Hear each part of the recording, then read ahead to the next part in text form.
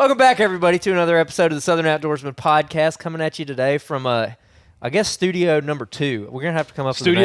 Studio West. Today we got Mr. Taylor Philpot in the house. Taylor, what's up, man? What's up?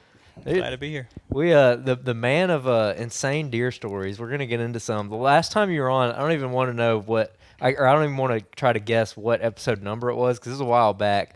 But it involved you, like, almost getting drowned by, like, a giant buck or something. Yeah, that's right. The Virginia swamp buck. Yeah, my big 10-150. To the guy on YouTube that says I've never killed anything over 130. I almost drowned killing a 150 in Virginia. Yeah, I shot it with my muzzleloader, bounced back, and it pinned me underwater with my stand on my back. And, yeah. You're like, this is it. I thought that was it. But, hey, I died next to a big buck, and, you know, maybe not ever been found. I don't even know. Yeah. It's like the mountain hunters. What was it? Jeremiah Johnson finds the old guy that got killed by a grizzly. Oh, he's froze to the log. Yeah. And he's like, this is a good rifle. It killed the bar that killed me. you know, if you drown, you wouldn't have time to write a note like that, unfortunately. But, you know. Killed the buck that killed me. Oh, dude! All right, we're just gonna get into some fun deer stories, man. We got Jacob. Yeah, here. well, This is the second week in a row I haven't formally introduced Jacob's you. here too. So yeah. People hear enough your voice. They know who the ginger bow hunter is. Even though we're gonna quit calling him that because he hadn't killed a deer with a bow in like 6 years. Yeah, it's overrated. Last season. Was it last season? Yeah, 2022. No, I don't think so. 2022 season. Hey, we've done 32 mentored hunts this year with Revive, and that means we've got a lot of orphaned 6-month-olds. If you want to get after some 6-month-olds with your bow, where's them fawns at, man? Yeah. You know, I have one spot I've literally been taking corn by every week just to feed them because I feel so bad. We've shot all the does. You shot all the does? I told one guy that came out, I said, hey, man, if you could shoot one of the smaller ones. He's like, I'm on the big one. Boom. I'm like, okay, well, now they have no mom. Oh, my gosh. Terrible. No, they got picked up by a doe last week. So she's got 5 6-month-olds with her. You got the foster doe? Yeah. Golly. She's the foster mom. Jacob will come take care of them for you, man. Dude, he specializes in it. You know, a couple years back, a lot of people don't know this, but Alabama, it used to be you can't shoot a spotted fawn, okay? And then they changed it one year, and everyone got real upset about it, understandably, because, you know, none of us want to shoot a spotted fawn. And but the point they made is like, from a herd management standpoint, there's no difference whether or not, you know, this fawn has some spots, and then 3 weeks later its spots are gone, and you shoot it then. There's really no difference. It's more of an optics thing. Well, by God, that first year, if Jacob didn't shoot one that had spots. Did y'all post it? I don't know. It was on accident, but they got up. On accident. It was on accident. It came in running through some flooded timber. First off, he got it on video. Yeah, got it. With a bow? Yeah. On accident? Dude, the thing was soaking wet. You couldn't tell, and I shoot it. When I say spot fawn, it wasn't like a It obvious. wasn't had the faded. You got up to it. I'm like, what is all this white water spots on it? And I start, dude. So I shoot it in flooded water, flooded timber. We go track it, and it went 30 yards. Me and Tyler go find it. That rage you shot, it just took the whole body and split it open. Actually, that was a fixed blade, but it did have a very impressive blade trail. Tracking it through water. Yeah, tracking Its body was this wide. A small target, tall. man. Hey, you had to pick a spot and hold tight. Like a Coues deer. It was a beautiful video, man. I mean, just perfect. It's the best video he ever did. You know. And it's like, especially the first years when we were like really trying to do the self filming, Jacob would kill like 4 or 5 deer a year, and every single time, you know, at first I'm like, "Did you get it on film?" And he'd be like, "Well," and then eventually I just quit asking. I'm like, "He didn't get it on film. I know he didn't." And then this one, he's like, "I got the best footage," and you couldn't tell it had spots, but it was like, you know, when you walk up to him and if you like run your hand against the grain of the fur, you kind of see him in there. And dude, poor Jacob, because you were with Tyler Malone. Tyler was ruthless. He's like, man, you picked a spot to aim at. No, he was a spot to aim at. Tyler was like, you better throw that thing back in the woods and don't let anybody catch you with that deer.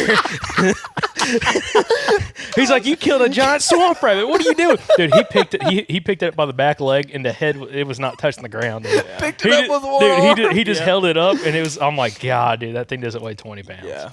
Yeah. Boy, I bet she's tender. Yeah, with our mentored hunts, it's whatever steps out first because we want them to experience the whole harvest process. And we had one that got killed, and we took it to the processor, and the guy's like, "Daggum, y'all killing rabbits or y'all killing deer?" And it's the person's first deer, and I'm like, "Come on, man, like." Oh, dude. Come on. Hey, it kind of happens. I've been at a processor before and seen that where they'll have like the bucks on one side. Actually, I was at a processor one time. This is before like CWD and all the regulations, but they had an elk quarter in there, and we were sitting there looking at these elk quarters. This is the first time I'd ever seen like a boned or a quartered out elk, and over next to it, I was like, dude, someone bring a freaking coyote in here? Like it was that small and it was skinned out. And I was like, dude, y'all do coyote? Like, what is this? And they're like, no, that's a deer. And this deer, you could have like laid it on the elk hind quarter. I mean, it was insane. You could lay it on a grill hole, is what you're saying. Oh yeah, dude. I'm sure someone might try it. Taylor, you mentioned a couple times mentored hunts. Explain what you do real quick. Yeah, so for those of you that don't know, we have a nonprofit called Revive Outdoors. So we work with the state of Alabama, DCNR, so the Department of Conservation and Natural Resources, and we help them with their Hunting 101 workshops, so their deer and turkey workshops. And then once someone, it's an adult, so 19 and older, because what we believe collectively with the state is if you teach an adult today, they go hunting tomorrow. Where with the kid, for example, me, I hunted once when I was 8, maybe once again in between 8 and then 15, and I killed a doe in the morning, a buck in the evening, and I was like, that was good, and my parents didn't hunt, so I didn't hunt again until I was in my 20s, like mid-20s.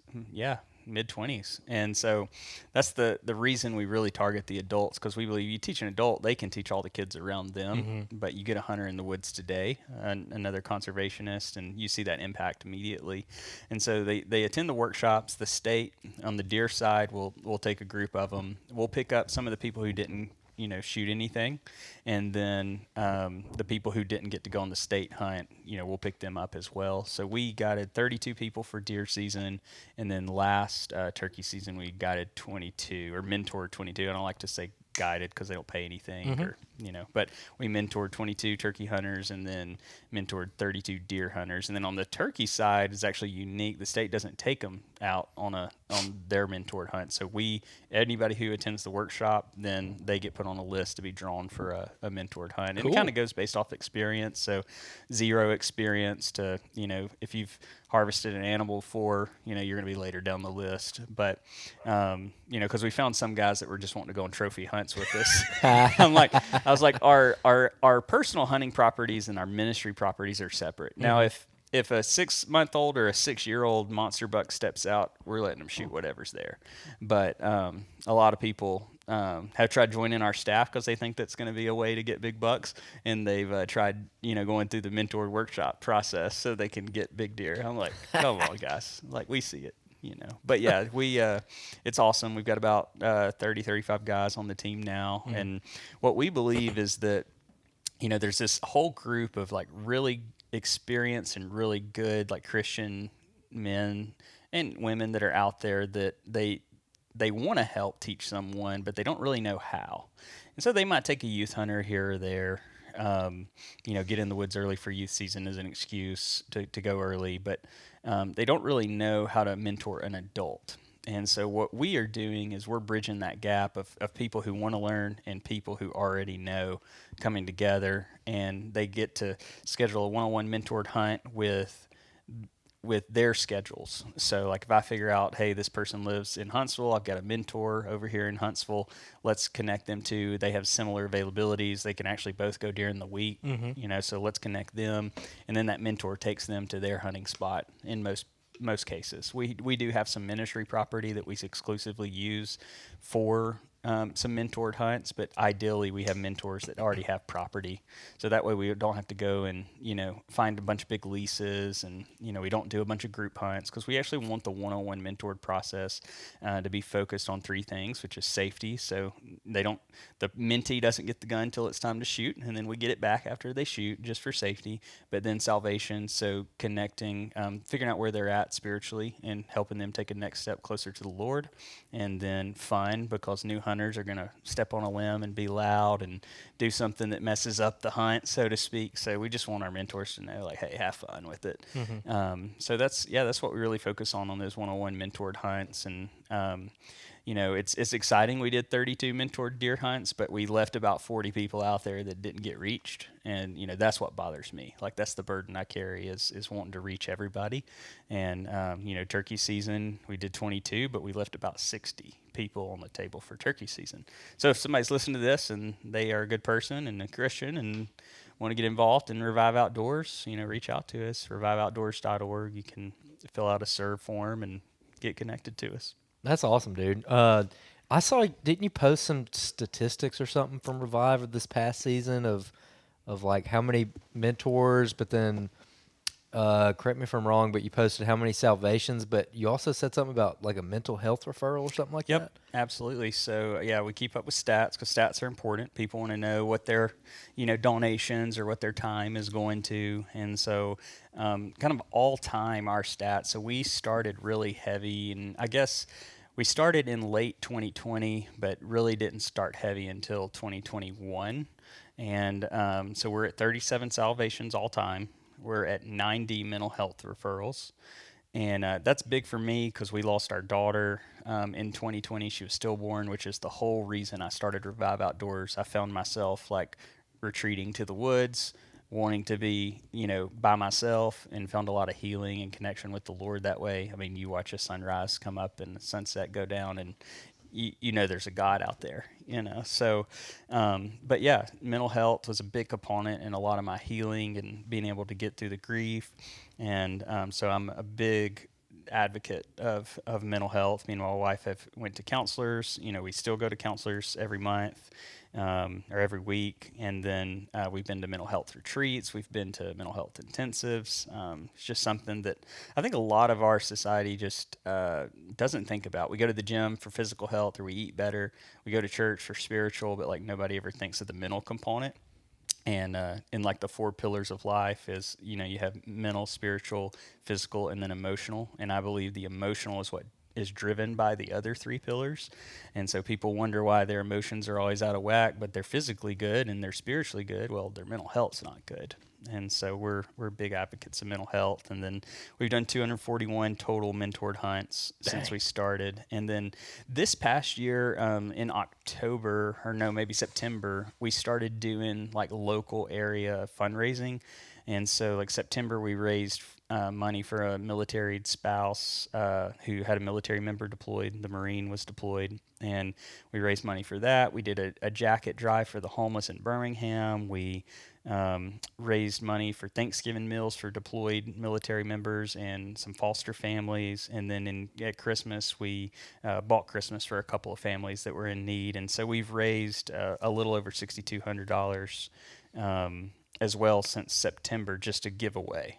That's not money that we keep. It's just giveaway money. And then January, we are sponsoring a father-son pheasant hunt for a dad who just recently adopted his nephew, and just giving them an opportunity to connect and spend some time together.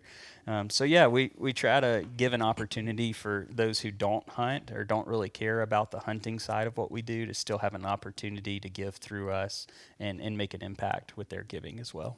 That's awesome, man. And we're going to talk about a way that the listeners can possibly help Revive Outdoors kind of towards the end of this.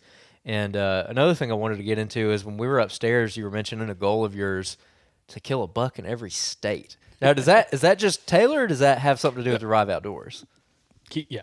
Okay, so my personal goal is to kill a buck in every state to raise awareness for mental health and PTSD. So I'm a veteran. I know that PTSD and mental health is a big conversational topic in the military community, but it's not in the civilian side, even though it's equally as important. Like everybody has some form of PTSD in their life.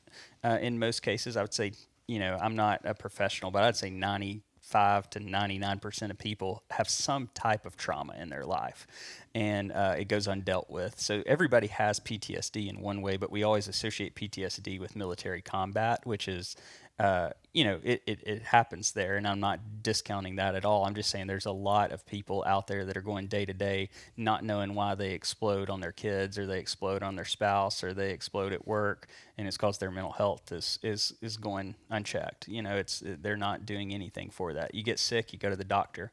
If you have anger issues, what do? You drink, or you do whatever. It's like you go to a vice. So we need to make it normal for people to go and get help and talk to a counselor. And it's not weird. Like my counselor, he rides Harleys and he's got a long beard and ponytail, and he's the man. Bo, you're the man. He saved my life. So yeah, it's not strange. I think. Okay, let me back up a little bit. I went to some strange counselors early on, and I'm like, yeah, I'm never coming back. And my wife did encourage me to go to somebody else. And then I found my guy. I'm like, okay, this is what counseling's supposed to be like. It's cool people, not weirdos, So if you do decide, you're like, hey, I'm going to go try this mental health thing out, give it a few tries if you get somebody you're not really jiving with in the beginning. And just like, every gym you go to, you're not going to like working out there. Every doctor you go to, you're not going to like, try them until you figure out the one that's for you. But yes, a buck in every state to raise awareness for PTSD and mental health. And, I guess I am going to write a book. Once I get to 10 bucks, I'm going to write a book on the first 10 and then do installments, new bucks after that. Just because every story has been not just crazy from a hunt perspective, but the people I've met, the way God has moved through those people that I've met and through the hunts. And I know we're going to dive into this year's, which was amazing, but yeah, I have to write a book because I can't get it in video format. I could talk all day on a podcast, but a book's really going to be the only way I can convey like the power of God and how He's connected me with people to even give me an opportunity. Like Iowa, for example. Like I'm a wounded warrior. I know I look healthy, but like yesterday was Sunday, right? Mm-hmm. Like I spent most of the day in bed because my neck and back were jacked up because the weather comes in and, my body's just like, oh, what's going on? Mm-hmm. So like I was hurting a lot yesterday, and I know I don't share that and talk about it too much because it's, I try to be healthy and I try to feel good. Like nobody wants to, I don't want to be crippled or I don't want to be hurt, but I have a lot of injuries that my feet bother me, my knees are gone, but really my neck and back are what give me a lot of issues. And because of that, I'm classified as like a wounded warrior or a disabled veteran. And because I'm in that category, Iowa has a disabled season. And at the time, I was having like major like health issues. And I fit the category of like what you can do to apply for that disabled season. And I connected with a guy over a meetup, a mobile hunting meetup. He's like, hey, you should come to Iowa. I'm like, well, I can't because, you got to draw, you got to get points for your whole life and then draw and all that. And then all of a sudden somebody was like, hey, you can apply for this, disabled season. I'm like, and I can hunt with a gun? Oh, that's pretty cool. So here I go up in September, and like one of my first out-of-state bucks was Iowa, and it was a giant. Of course, it's probably a baby to y'all Iowa people out there.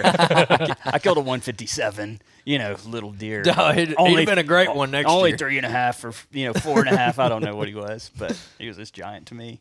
But yeah, so just how God has moved and connected me with people and the opportunities, and even when when I was in Iowa, like having the opportunity to pastor the family's land we were hunting because their daughter was having health issues, and I'm gonna have to write a book. That's the only way I'm gonna be able to convey like how God has moved through that. Now, I got a question. So you want to kill a buck in every state. Now, there's not whitetails in every state. So are you going to switch over different species? So, like, you know, if you go to, like... Alaska, go hunt a blacktail. Yeah. I'm gonna have to, right? I know, like, What are you going to do for Hawaii? so well. Axis? I don't know, because everything there is imported, I think, from what I understand. I did a little bit of research because people started asking me that early on. I'm like, I don't know. I'll figure it out when I get there, you know. I got a lot of whitetails to take care of before I get to even muleys or, you know, blacktails or coos deer. Yeah, coos deer. Yeah. So, I don't know. I'm taking it, you know, whatever door opens. So, you know, if somebody's listening to this and you got a nice buck somewhere, you want me to come hunt in your state, I've knocked off 8 or 9 states. So Virginia, of course, Alabama, Iowa, should have shot one in Missouri, let it walk. If you go out of state and hunt, do not let a deer walk on the first day that you wouldn't shoot on the last day. Everybody has that saying, but yeah, let a 140 walk. Because I was after a 170. I did see it. I saw the 170 a few times, just never could get him. Like, he was running one time behind brush and other. Anyways. But, yeah, so I didn't get Missouri. So Virginia, Alabama, Iowa, Rhode Island, Ohio, Pennsylvania, Tennessee. There's one more out there somewhere I'm not remembering right now, because I'm pretty sure I got 8. Yeah, I was going to say you got 4 this year because you killed 5 bucks this year. One of them was in Alabama. The other 4 were out of state. So, I mean, you're about to be at that 10 deer mark to write the book, which I like what you're saying about the book because I think a book does capture more. It forces you to like really put your thoughts down and like flesh them out.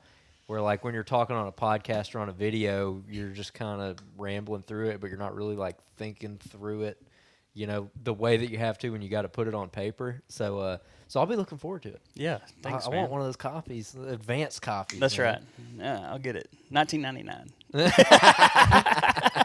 You get $25. You get the signed one. Yeah. Or do like a. Well, I'm not gonna say his name, but at the Deer Expo, my friend was like, I want 2 autographed pieces of what, or he has 2 sons, and he wants the guy that's doing the autographing at this show to say to, you know, Fred and Johnny, and the guy gets 2 different things and signs a different one, so he has to pay $20 for each. I'm like, that's some old school celebrity hunter stuff right there.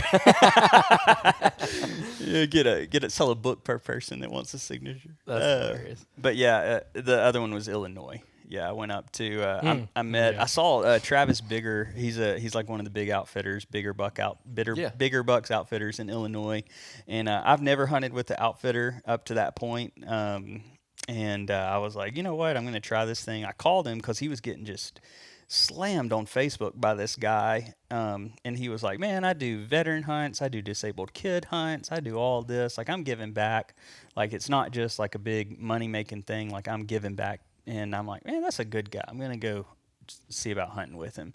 And then, he let me come up and hunt, and it was a great time. So, yeah, that was my first outfitting experience. I've done more now. I'm kind of like public land, sleeping out of my truck because it just saves a lot of money and it's a lot more adventurous.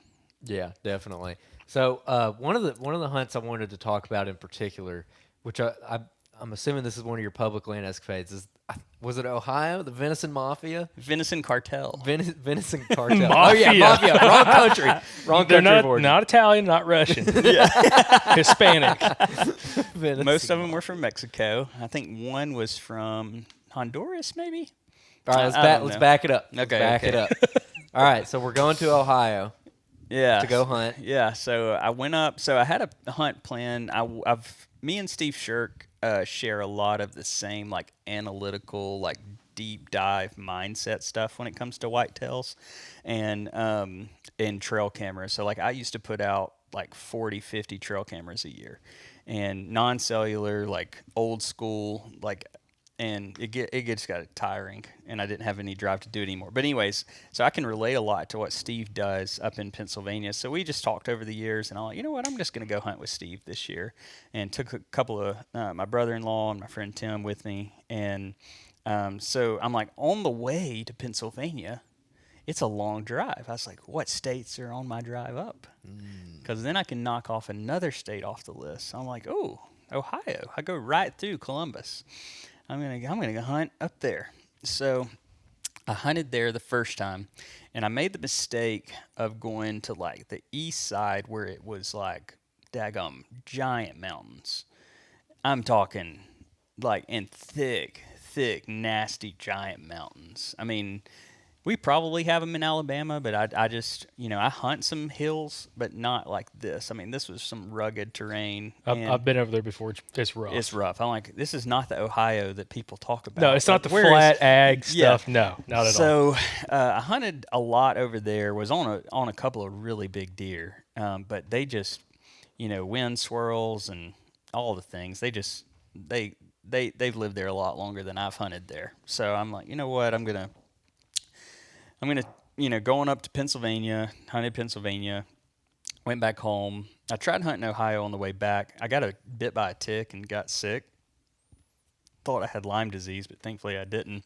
Just got sick, and so I went home early. Got home, like my feet and my ankles were swollen up like giant. I'm talking. What, from the tick bite or from the hunt?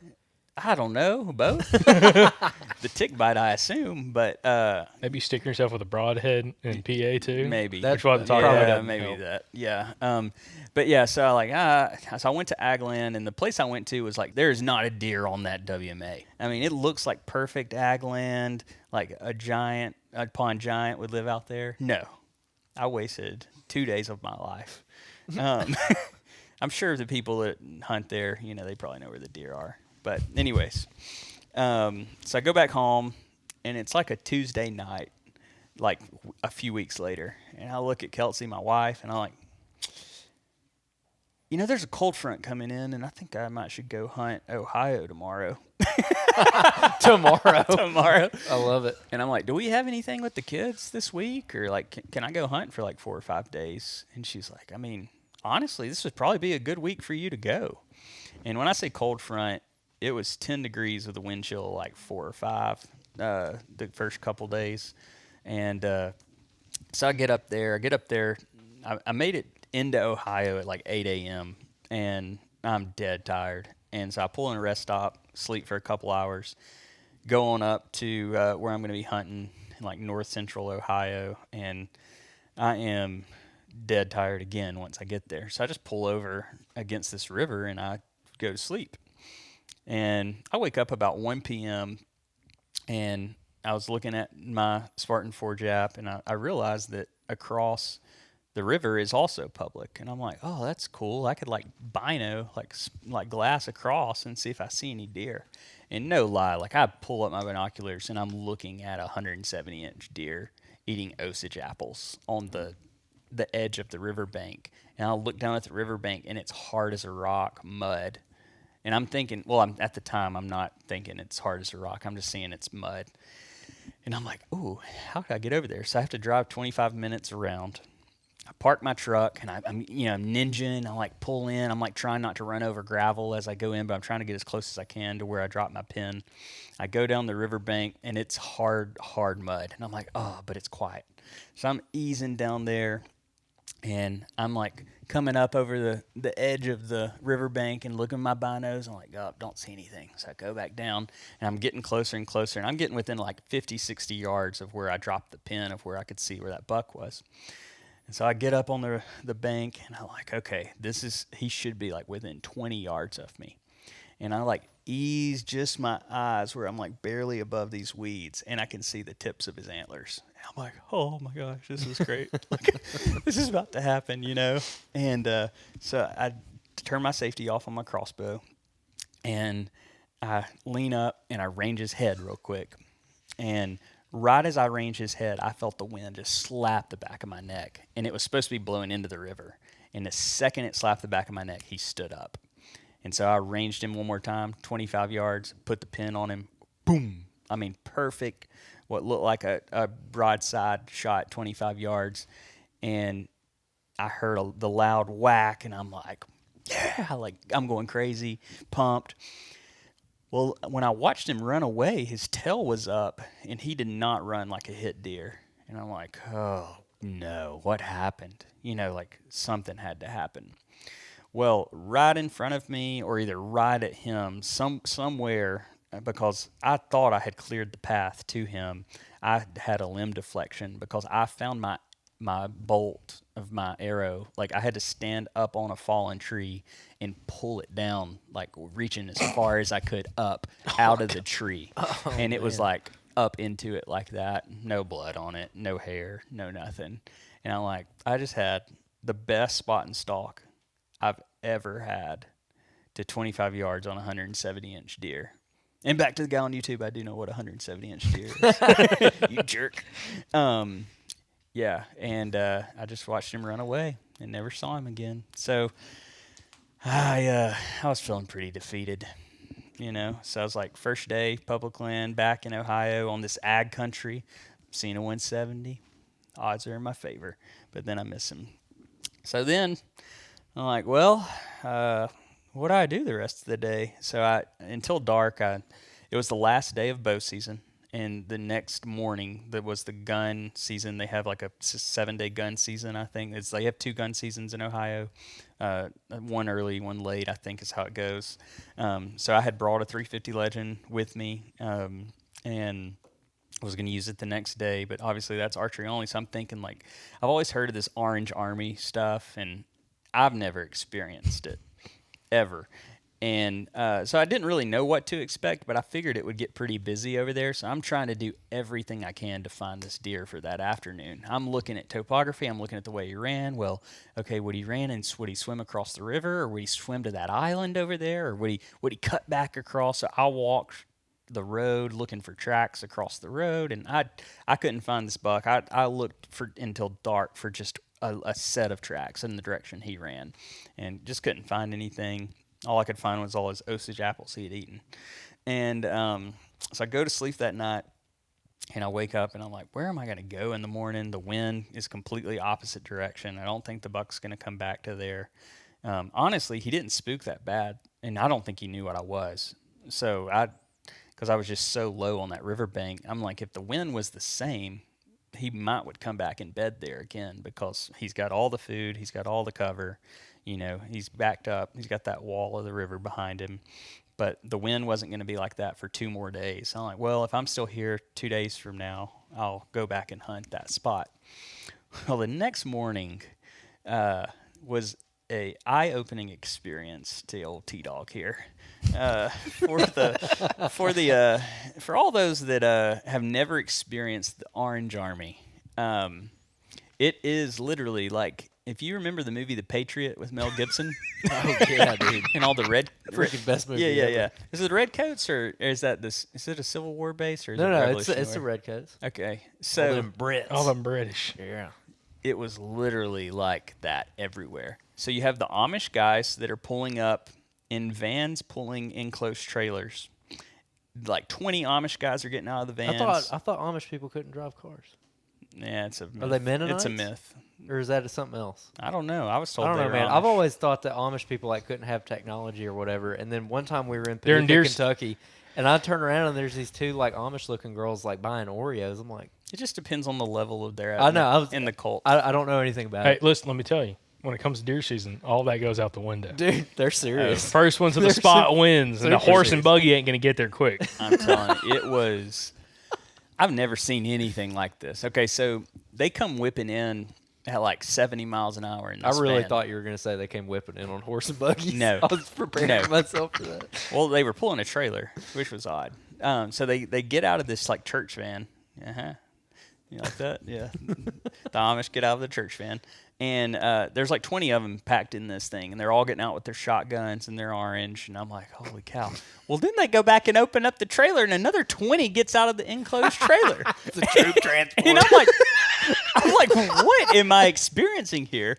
So I've been up a tree. Since like 5 a.m. in the dark. Get marched on by the Amish. And it's like 10 degrees. I'm freezing. And I'm sitting there. They thinking, drop the gates on you. Like, Yeah. tally ho! I heard him coming down this gravel road, and I pull up my binoculars. I'm like, what is this? And then it's like right after like gray light. So it's like, you know, they don't want to get in the woods so they can see what they're shooting, obviously. And so they come and they pull in this roundabout like little spot, and I'm like, what is that? And I'm like, orange, like a bunch of Tic Tacs. I'm like, God, you got to be kidding me. So they immediately come piling in the woods, deer running by me at like 100 miles an hour, no rack bucks. And then it sounds like a war zone. So I'm like, you know what? Like a good dove shoot. No, like a war zone. I've heard some dove shoots like that. Constant fire for about 2 hours. A dove load comes out of the gun and goes pew. Okay. A slug comes out of the gun and sounds like it's going to rip through every tree and kill you. Hey, thankfully you were up in a tree. Yeah, I don't know, man. I don't know, man. Some stray rounds. Yeah, I was pretty nervous. At one point, I get back to my truck, and they're obviously driving to the point of where my truck is parked so they can kind of get out back to their vehicles.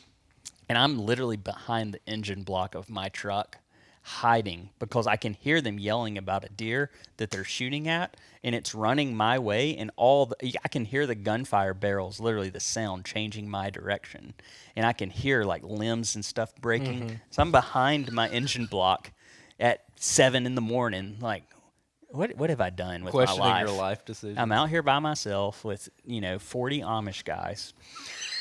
I'm like, you know what? So I get on Spartan Forge again. I'm like, you know what? I'm gonna go to another public place far away. So I go like 20 minutes down the road, 25 minutes maybe. And I'm there, and then a truck pulls up, and a Jeep pulls up, and a car pulls up, and another car pulls up, and another truck pulls up, and all these Mexicans get out in their orange, just like the Amish did, and go piling in the woods that I'm about to hunt. I'm like, okay, well, I'm going to go to another spot. So I look at another spot, drive 45 minutes. So I get to the 45-minute spot. Another group of Amish are there. I'm like, you have got to be kidding me. This is terrible. So I go over to this other spot, and I pull in. Nobody's there. I'm like, oh, this is great. It's a small block of woods. Nobody's going to be here. This guy pulls up in this big Dodge truck and gets out, and he's like, hey, man, you going to be hunting here? I'm like, yeah, that was the plan. He's like, well, I've had my blind set up out there for 4 months. Oh, my gosh. And you're not going to hunt my spot, okay? I'm like, dude, I'll go find somewhere else. Not that big of a deal, you know? He's like, well, I'm just sick of all these Amish and all these Mexicans just ruining all my spots. And his inner dialogue is I'm starting to feel I can relate to this a little bit at this point. It's like 11 a.m. and I can't find a place to hunt by myself, away. So I'm like, dude, you can hunt here, man. Just go hunt your blind, whatever. He's like, good. I'm like, oh, yeah, good, okay, yeah. It's not that serious, man. And that was another mental health referral I could have got. I missed that opportunity. You're like, bro, I know a guy. Yeah. Rides a Harley. Yeah, he's legit. You can do Zoom. He's in Alabama. You can Zoom him. So I drive what probably is another 45 minutes, but compared to the original spots is about, probably 2 hours collectively. And I go out on this, this point of a river, like perfect oxbow. You got a parkway down here. I walked down the edge where the wind was blowing out in the river, and I get back out on this point, and I'm kind of at that midway of the oxbow. So my wind's blowing out to the river still, but I can kind of see anything that might have been bedded on the point or might be coming to the point or, whatever. And I feel like I'm in a good setup, and it's probably 45 minutes before dark. So I've almost made it through the day without seeing another human being. And I hear the gravel, and I'm like, no, that is not vehicles coming. And when we're in Tennessee doing the velvet hunt, have you ever been to Tennessee? Oh, yeah. Okay, so when you hear you can hear gravel for miles. So do the deer, and they're gone. And so I start hearing that gravel, and it gets louder, and I can tell it's multiple cars. And the old Venison Cartel comes walking in the woods again. And so finally at this point, I'm like, you know what? Can't beat them, join them. I'm going to join them. I said, hey, does anybody speak English here? They all just look at me. And I'm like, does anybody speak English? And they're like, yeah. And so this, I think, 15, 16-year-old kid, David is his name. I know him now. They're all great people. But David comes to me, and he's like, hey, sir, how can I help you? And I'm like, well, here's the deal. I've been hunting. I've went to 3 different spots, and y'all followed me to 3 different spots. And then the Amish were at the other 2. I said, so can I just are y'all man driving? Is that what y'all are doing? Yes, sir. Okay, can I just join you? I've never done that before, so can I just join you because y'all have been to all my hunting spots today, and I don't really have anywhere else to go before dark. And he's like, hold on, and then they all go talk, and you can tell a couple of them are like, who is this gringo? What is he up to? And so they finally come back to me, and they're like, yeah, sure, but you got to go hunt over there because I have a 350 Legend. They have a shotgun. They want me to kind of stand as overwatch on the back.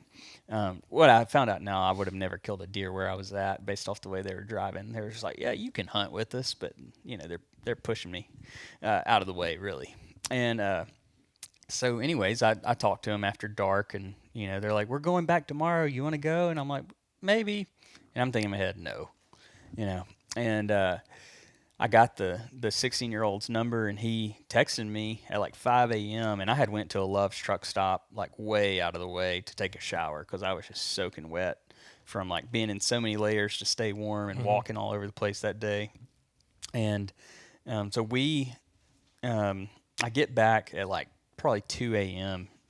To where I want to sleep for the night and where I want to hunt the next day. And so at 5 a.m. he texts me. He's like, hey, are you meeting us? And I'm like, no, man, I'm going to go hunt somewhere else. Really, I was just sleeping. And so I slept till 11, and he texts me again. He's like, hey, they really liked you. They want you to come back. And I'm like, I don't know. I don't know how I feel about the man drive stuff, I got to thinking. I was like, well, that'd be pretty cool to learn about their culture and how they man drive. I've never done it. And just see how they do it and just experience it. Because, I like when you watch Meat Eater with Steve Rinella, the different things he does with different cultures of people, in their states or in their type of hunting. And I'm like, you know what, I'll experience something new. So I get out there, I pull up, and they're all eating lunch. And so they're making fajitas they're making deer fajitas with crab meat on top of it. And it's the imitation crab meat you get in sushi, but it's really good, and it's 10 degrees. So it's really good. I ate, what's the pizza place, Casey's? I ate some Casey's pizza and had some leftovers. So, the fajitas were delicious. But this one group in this vehicle kept looking at me. And I have a bino, my bino harness on me. So I guess it kind of looks like what a tactical person would have on. And this one guy's not getting out of the vehicle, won't make eye contact with me when I look at him. And I'm like, hey, are you sure it's okay that I hunt with y'all today? Because that guy over there and that whole group, they don't, I can read body language enough to know they don't want me here. And so I'm talking to him, and they're like, nah, he thinks you're a ranger. And I'm like, what's a ranger? He's like, like the police, but for deer. And I'm like, oh, like a game warden? And he's like, I was like, I can tell you, I did not drive all the way from Alabama to be an undercover game warden with the Venison Cartel. Hey, that'd be a good cover, though. It would be. So he was on to me. So I go over, I'm like, you know what? I was like, I see he's been Snapchatting this whole time with somebody. So he's obviously into some technology, even though he's probably in his, early 40s, So, he's Snapchatting. I was like, I'll go show him my YouTube and, my Instagram and stuff. So I start showing him. He's like, is this you? I was like, see, I told you I'm not a ranger. And dude's like, you got TikTok? I said, no, they kicked me off of that a long time ago. And I said, but here's my YouTube. He's like, man, you got a lot of views on that video. And he's like, you going to make a video of us? You going to make a video of us? I was like, I will. He's like, okay, you hunt with us today. And it just, he started showing my YouTube to all of them around there. And then they were all pumped. Yeah, we're going hunting. So then we go out to the spot, and they kind of did the same thing. They kind of put me back. I'm like, dude, I'm not going to shoot anybody. I don't want to be back here. And we saw a coyote on that man drive. That was it.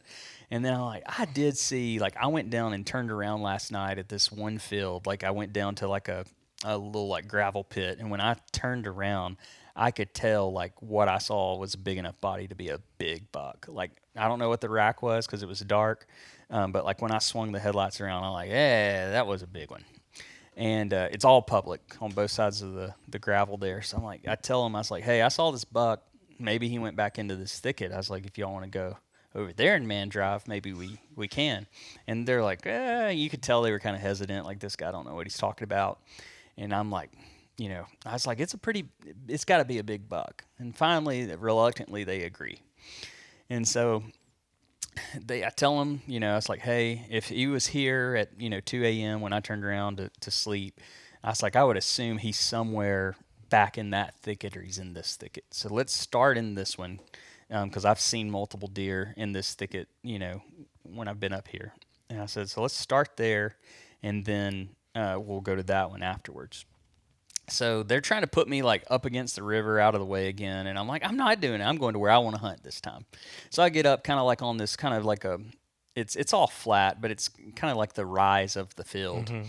And I kind of set up my tripod with my 350 Legend, and they all start kind of going down this field edge on my left, and then all the guys back in the back thicket, I can hear them. They start hooping and hollering as they drive. They're like, whoop, whoop, whoop.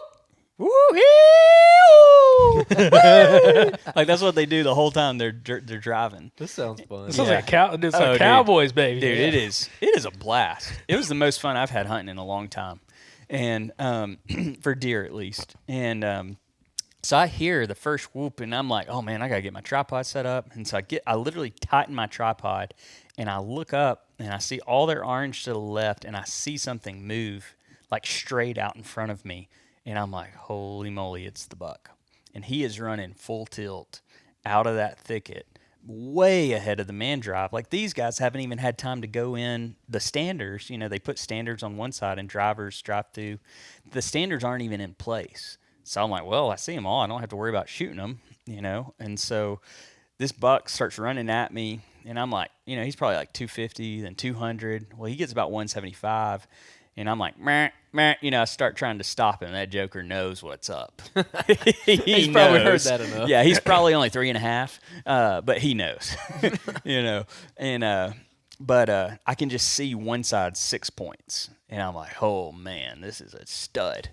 And so he gets to 150, and he starts hearing me making the meh. And he starts angling kind of across the field. So I take the 350 Legend, and I know it's like a 4.5-inch drop at like 150, 170 yards. And so I just quick dial it on that scope that we had put on that 350 Legend. And I'm thinking as he gets up to this like really steep embankment of the road, he's going to kind of slow down, and I'll just shoot him right as he gets. When I say road, it's a gravel entryway. And in Ohio, all you have to do is step 1 foot off the road to be legal for everybody watching.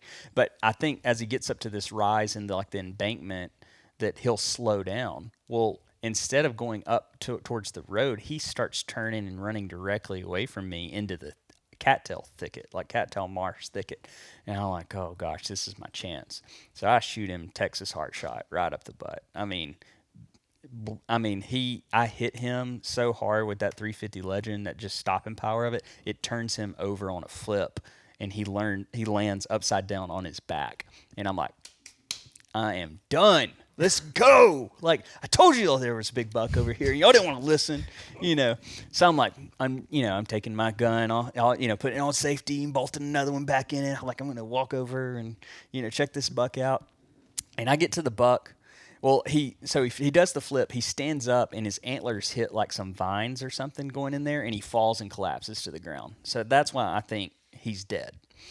So I go walking up over there, and that joker, I'm probably 10 feet from him, and I can kind of tell, like, he looks dead, but he kind of doesn't look dead. So I'm kind of prepared, but I'm kind of not. I think he's dead.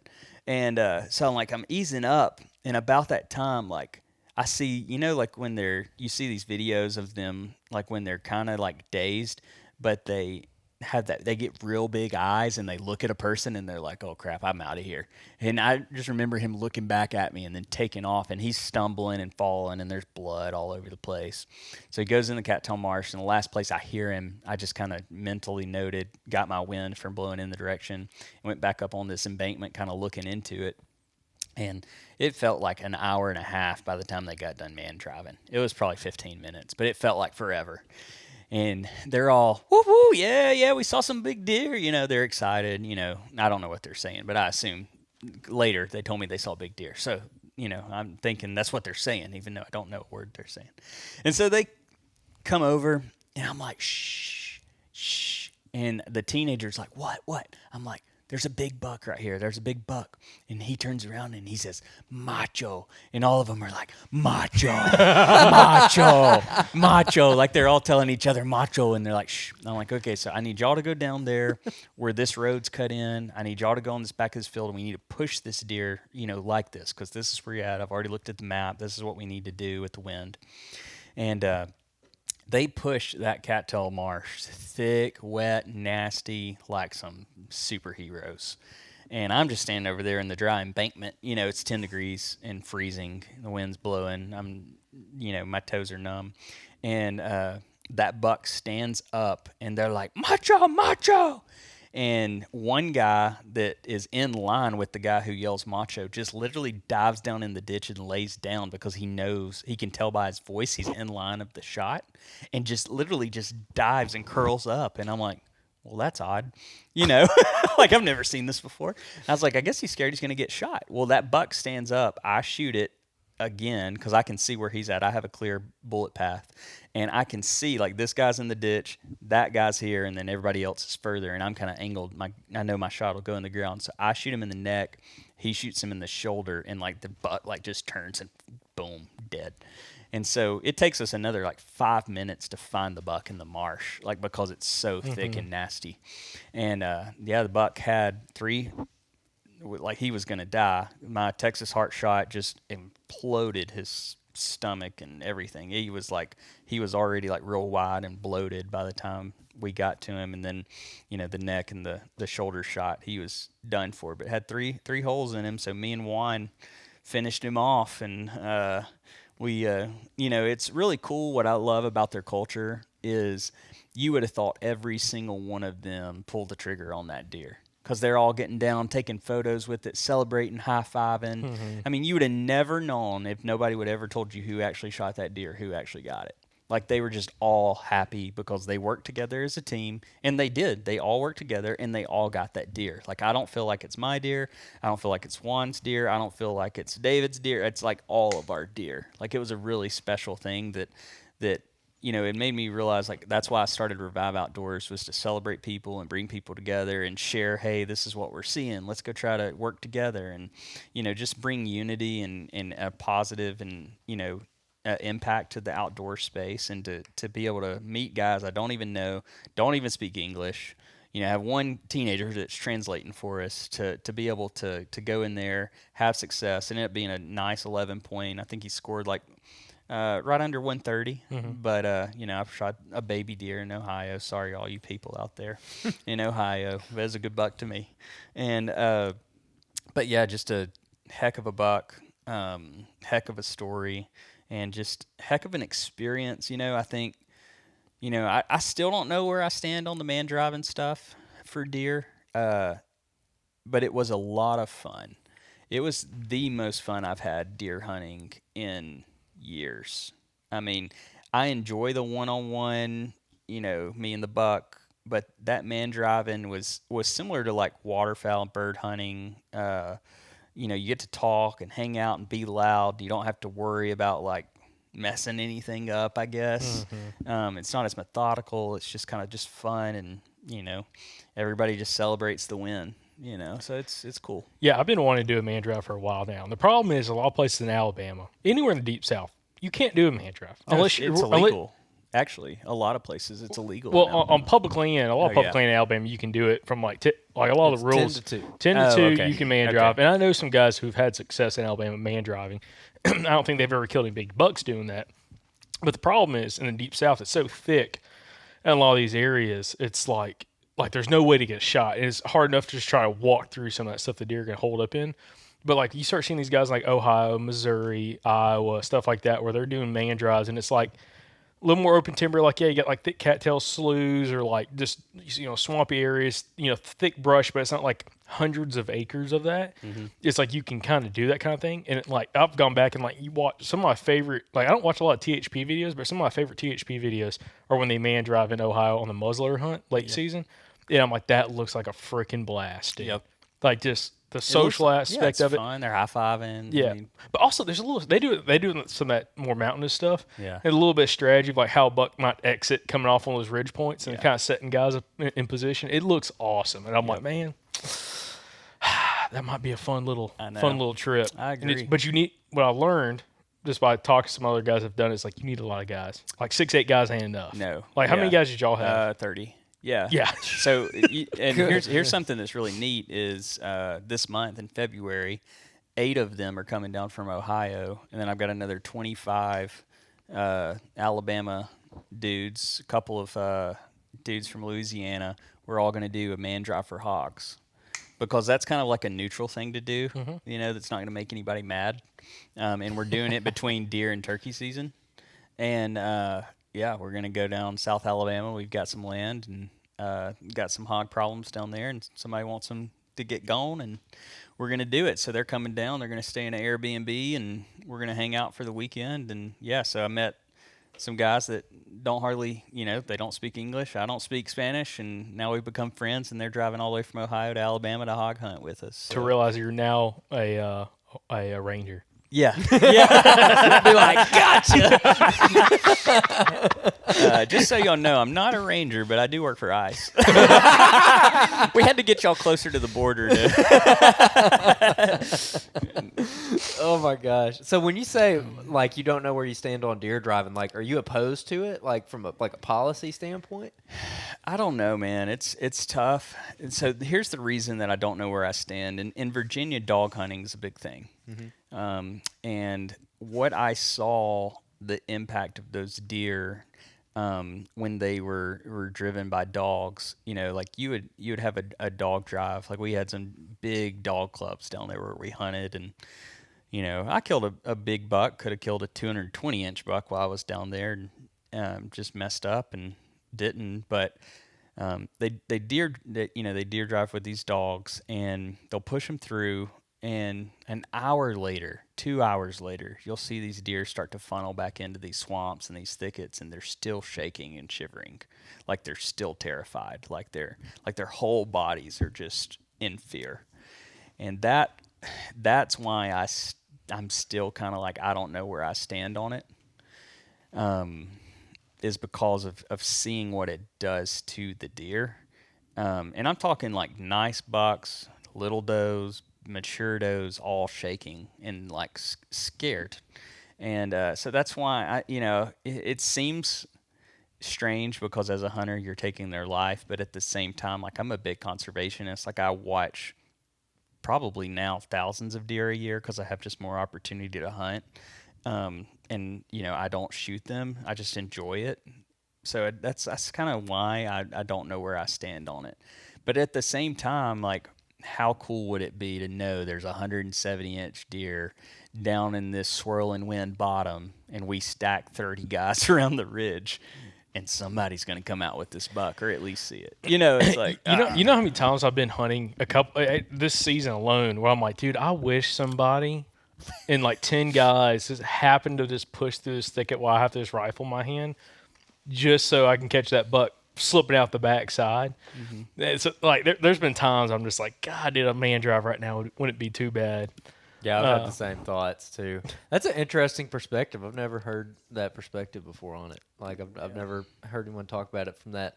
We've dog hunted, or we haven't dog hunted. We've hunted a couple places where dog hunting is allowed, but we've never like been around a dog, like an active dog hunt or anything like that. Oh.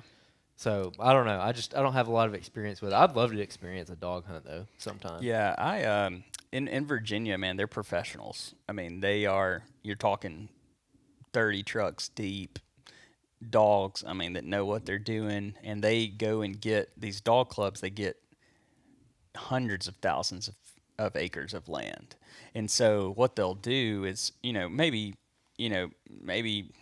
not legal. I mean, it's legal, but iffy, gray area. They'll drop tailgates on land they don't have leased. They'll push through that land to push to their leased land. So that's where a lot of the conflict comes in. But same thing here in Alabama. I mean, okay, that's why it's only allowed in like 4 counties now. Yeah, or something like that. so it's sketchy, and Anyway, so but yeah, they're good at what they do though, and when they hear or when someone says big buck at Johnson Slough going across, dude, you're talking about seeing some dudes run some trucks through some woods at 80 miles an hour. I mean, it is some nutso stuff you see. But it's like part of me is like, I would like to do it. But another side of it that I don't know if I am, that's why I'm still on the fence too, is because you get a lot of deer that you wouldn't shoot otherwise that end up getting killed because they look bigger when they're running. And, like a 3.5-year-old, I literally passed probably a 2.5-year-old 135-inch buck in Ohio because it was just so beautiful and had so much potential.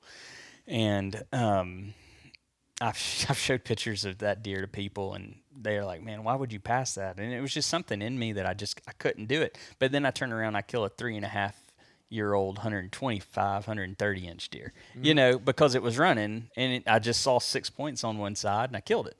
And I'm glad Ohio's off the list. I'm glad I met those guys. I'm glad I had fun. I tagged one. But at the same time, it's like, I don't know if I'd have shot that deer, knowing the caliber of deer that are in Ohio. So that's another thing of the man drive is you might shoot something you wouldn't shoot otherwise, and therefore like the overall quality of deer may go down. But at the same time, in Virginia, we had a 220-inch deer on camera that was killed by the neighbor, and I killed a 150, and they dog drive it like nutso there. I'm trying to find a song real quick that anytime I hear like guys talking about like running deer or running dogs for deer, there's a song that comes up that I used to listen to. It's a darn shame. No. What the world's gotten to. People like me. And people like you. We got the Wish.com Oliver Anthony right here. Yep. Well, you can't play it on the thing. I'm not. YouTube will ban us. No, I'm not playing it. They've been man driving my deer up and down this road, dropping tailgates. One time we were driving somewhere. In the snow. Yeah, we don't have permission. We were driving one time, and Jacob played on a loop, like some album by Bad Bob and Jimmy, where it's like freaking Spotlight on Deer. It's a classic. Or no, the spotlight glows. I hunt deer in posted places. Dude, y'all search. When I get caught, get Apple Music or Spot. Or I don't know if it's on game Spotify. warden chases me around. Oh, me around. No, you sang the wrong part. Whatever. Anyway, God. Hey, another controversial topic while you're looking for this song is the thermal drones and thermal hunting. Mm-hmm. I thermal hunt for coyotes, and I love it. And I have seen some giant bucks with my thermal. I've seen just deer, period, and I can't tell you how fun it would be to just go out and smoke deer with thermals at night. Like it would be fun. Like I actually will admit I want to do it. Mm-hmm. So I have a friend that he works with a farmer who has nuisance permits. Oh yeah, and they get to do it.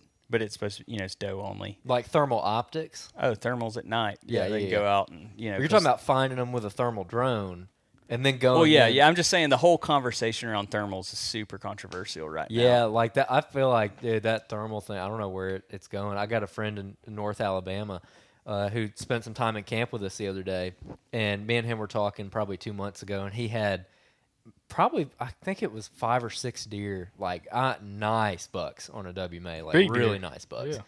And a couple guys who he knows up near him got some of those. It's like a Mavic something. It's like $8,000, and it is a thermal drone. It's what you see everyone with like the drone deer recovery. It's the same. So it's not that expensive.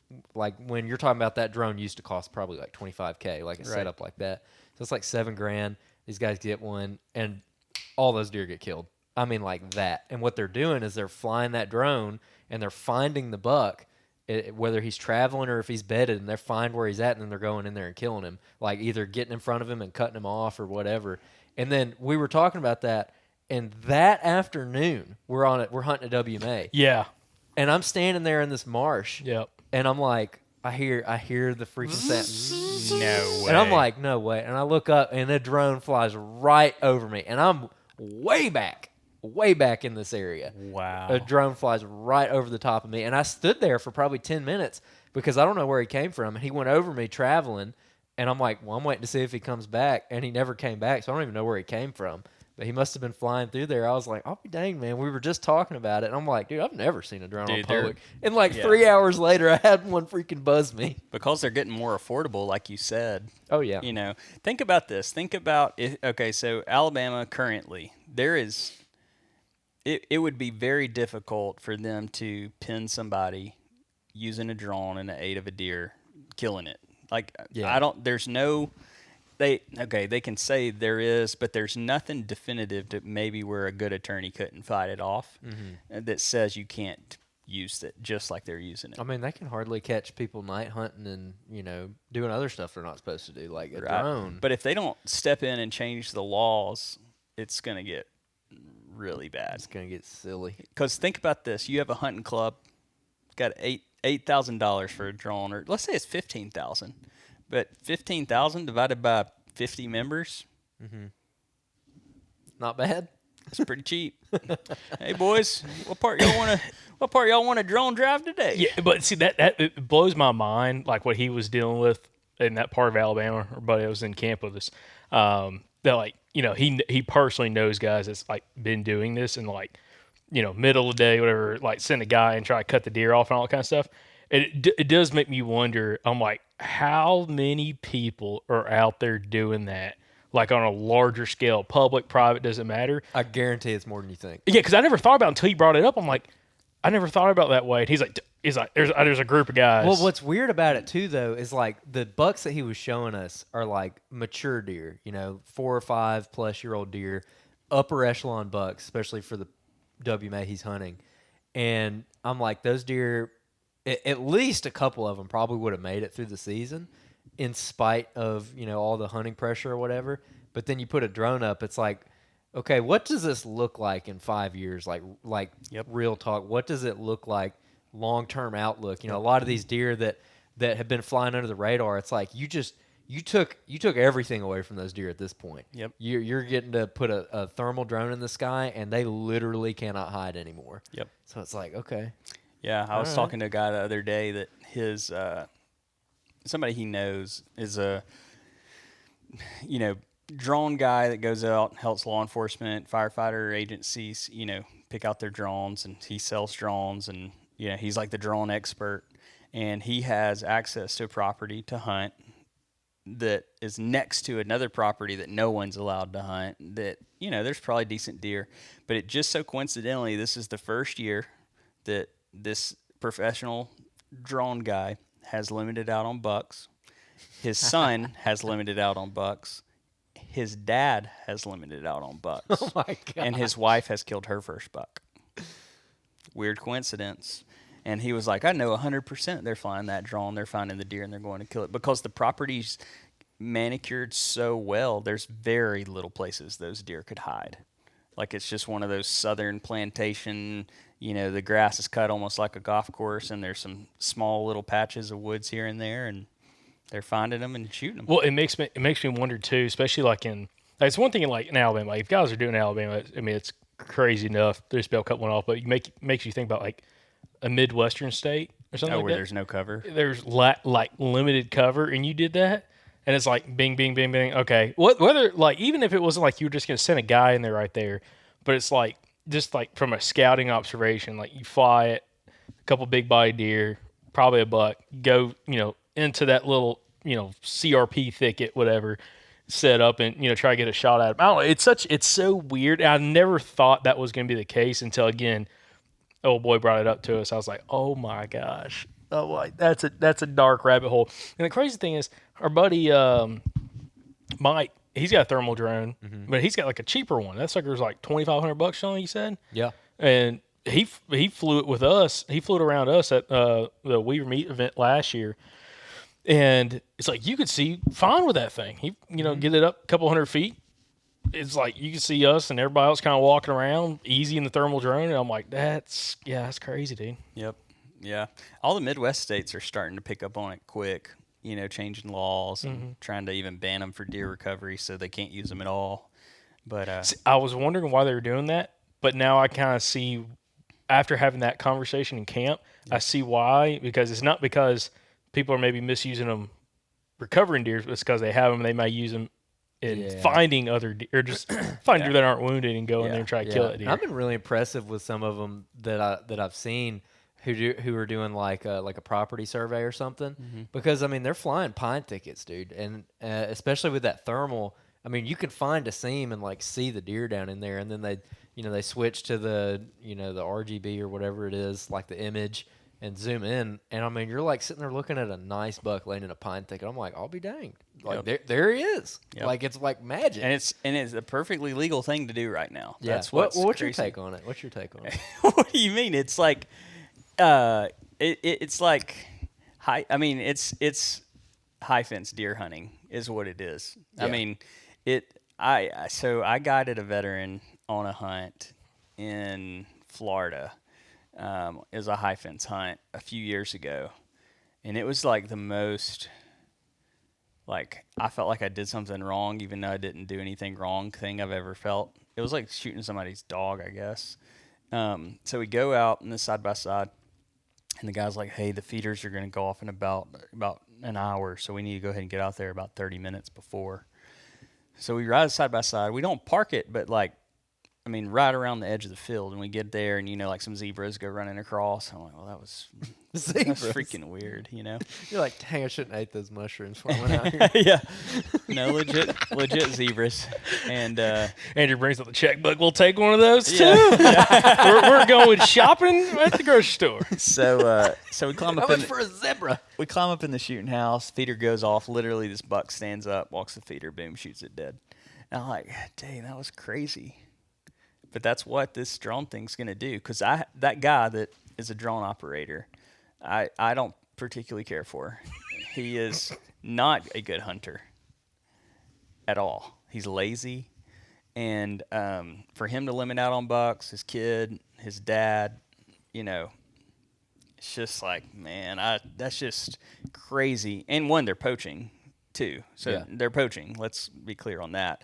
And the one person that has permission to hunt the property that they're poaching has not seen a deer all year, like a buck, and because they've killed them all. And so it's like what you said, the long-term effects of that.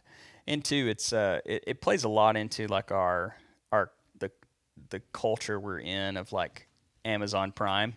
I call it the Amazon Prime culture. You can have it right now. Yeah. It's like you can order that buck pretty much. Just go fly around, find it, kill it. Yeah, 100%. It's like, it's high fence hunting. I mean, it takes fair chase completely out of the equation. Yeah. I worry about it, dude, because, I mean, like, that guy is a good example.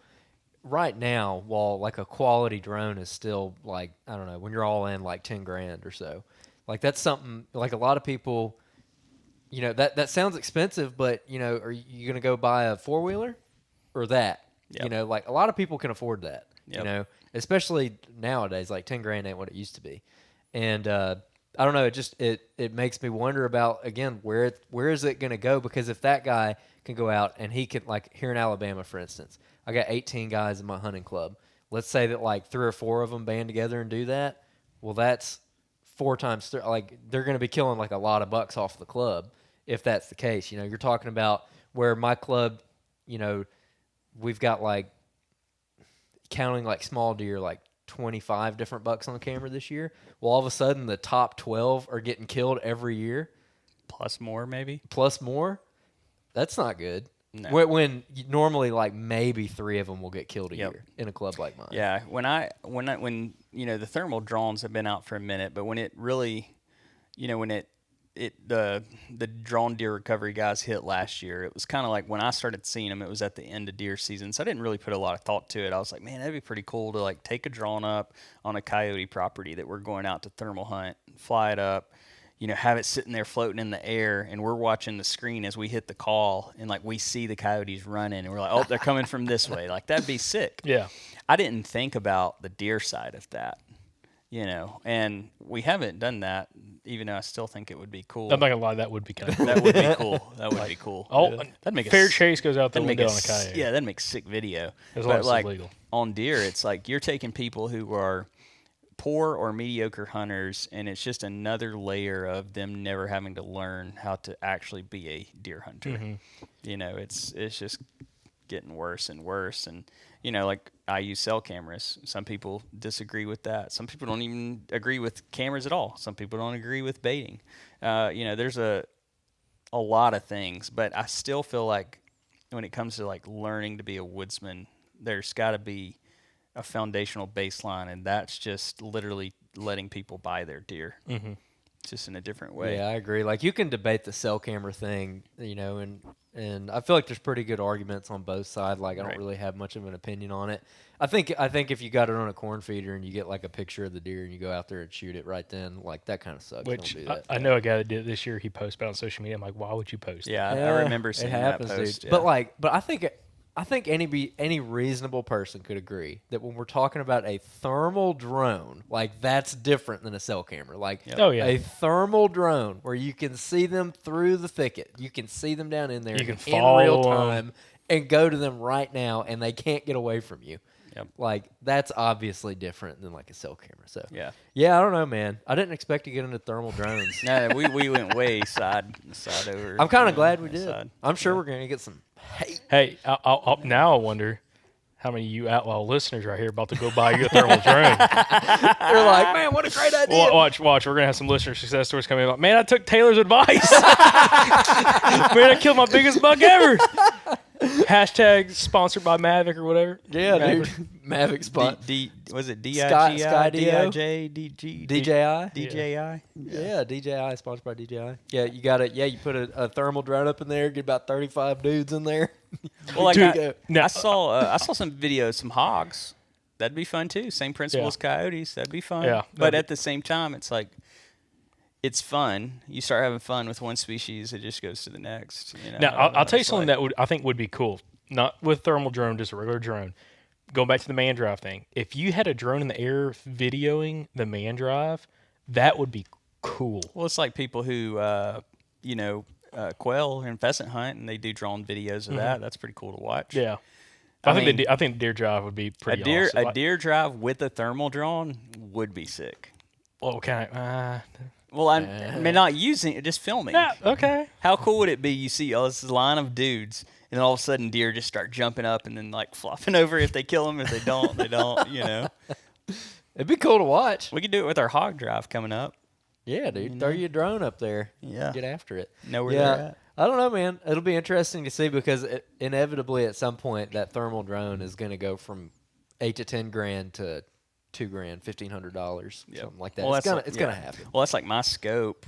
When I bought it, was like a $8,500 scope, and it's a $6,000 scope now. Oh wow! I didn't pay that for it. I got a good deal. But yeah, it's like it's crazy, So, but yeah, I think right now Alabama's legislation needs to move swiftly. I don't even know what would they do though. Would they just open season on drones flying over public land? I was on the phone with Jacob when that drone flew over me. He's like, "Shoot it!" I was like, "I got a centerfire rifle." It's a FAA regulated thing, so I don't know if it'd be classified as a terrorist attack necessarily because nobody's on board, but it will land you some significant jail time. If you go blasting one out of the air, yeah. Especially if you're cranking off like a 270 in the air at a drone, that's probably not good. Probably shouldn't do that. Not a good idea. No, interesting. Yeah, there's a place, there's a big duck hunting place somewhere in Alabama, which anybody in Alabama like knows instantly where I'm talking about. But they got these huge signs out there that says like drone research in progress, where the biologist are flying drones for like I guess waterfowl surveys. Man, you get back at the boat ramp, some of those guys are not happy about it. They're like they were taking pictures of me out there, and I'm like, this is about the time I was like getting out of Auburn, so I was like kind of fresh out of like biology and all that stuff. I was like, dude, they ain't taking pictures of me. They ain't like, worried about like you, I bro. know some of the people that are probably doing some of these surveys. I'm like, they don't want a picture of you. Yeah, Like, but the conspiracy theorist guys are yeah, like, dude, they the were, government's out to they get were me. real upset about it. Real upset about You know what? They got drones. They're trying to tell the game wardens where I'm at so they can come check me. it. Dude, hey, maybe the game wardens ought to freaking use them to catch some of these Hey, dudes. the game wardens, you know, the Outdoor Alabama app. That's how they're using people to find each other. You know, what I mean, you know, if you're poaching, they know where you're at. They track that out. No, I'm just kidding. I know you spread more The theories. conspiracy theorist over here is like in me. It's like ask app to track all the time. No, Absolutely not, big brother. I asked the game warden. I was like, hey, people who download this app, why don't y'all just track them and then you'll know where everybody's poaching? And he's like, we can't do that. I'm like, well, y'all lost. You're lost. You're lost, man. Hey, on that same thread though, when it comes to people doing like sketchy stuff, I don't know if people fully realize the amount of poaching that goes on, Dude. especially Bro, let's get into especially this. I've been waiting for this conversation. Dude, it's getting in the weeds now. specifically with turkeys. Oh, that's not where I thought we were going. Let me Dude. just get a deer one in real quick. Yeah, I got a good Get a one. deer one. They're, Okay. but the turkey one. Okay, so I posted the other day, you know, I use Facebook groups to try to get more turkey and deer properties for our mentored hunts. Like, I've got my own. I tag out every year. You know, if I wanted to tag out on deer, I could, but I tag out on turkeys every year. Like, I don't need more properties for me personally. I'm getting them for our ministry. And this dude comes on, and first comment's like, I'm a cash-paying, insurance liability toting guy. If you want me to pay for you to let me turkey hunt, you know, give me a call. Like, he's literally commenting on my post asking for, you know, people to let me use their land for our hunts. And the next comment, he comments, he says, I bet we'll see. And he's literally like, nobody's responded to him. But like 10 minutes later, it goes by, he comments in a different part, and he's like, I bet we'll see the same post again like this come deer season. And he's a firefighter with my friend. And firefighters at this specific fire department have apps on their phone that literally track them, like when they're on shift for some kind of emergency, you know, whatever they use it for. And so this dude, when he leaves work, forgets to turn off his tracking. And he is 1.5 miles deep poaching on city-owned property. And He gets caught. and they're looking at the app and they're like, oh man, is somebody okay way out there in the wilderness, you know? And they're like, oh no, that's just old Johnny. And so I wanted to reply to the guy. You know, he said $5 says that we see this post again come to deer season. I want to say $5 says you'll be back poaching the city property again next deer season. You know, You know, if you commented that, he would get like a cold chill. yeah. He's like, man, is this guy a ranger? I know. Yeah, Ranger. Oh, dude. Oh, okay. That's bad. So turkey poaching. So I had a guy that wanted to mentor turkey hunts for me, but I always try to go with the people the first time they mentor just to make sure, you know, everything's good. This turkey gobbles way over the property line. He's like, all right, let's go. He says, I think we can get in the truck and park on that power line and go in after him. I'm like, bro, we don't have permission to hunt that property. He's like, oh, that doctor owns it. He's got tons of acres. He won't ever know we're over there. I've been over there before. Oh, I'm like, yeah, you're never mentoring a hunt again for us, ever again. I was like, we're done.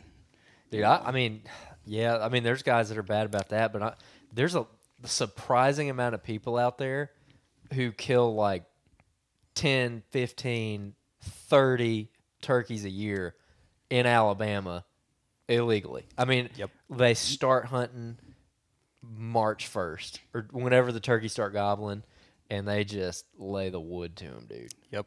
Like a surprising amount of people do that. Yep. Surprising amount of people that are known in the hunting industry have done that in the past. I don't know if they still do it, but like people who you wouldn't expect, like it's very common.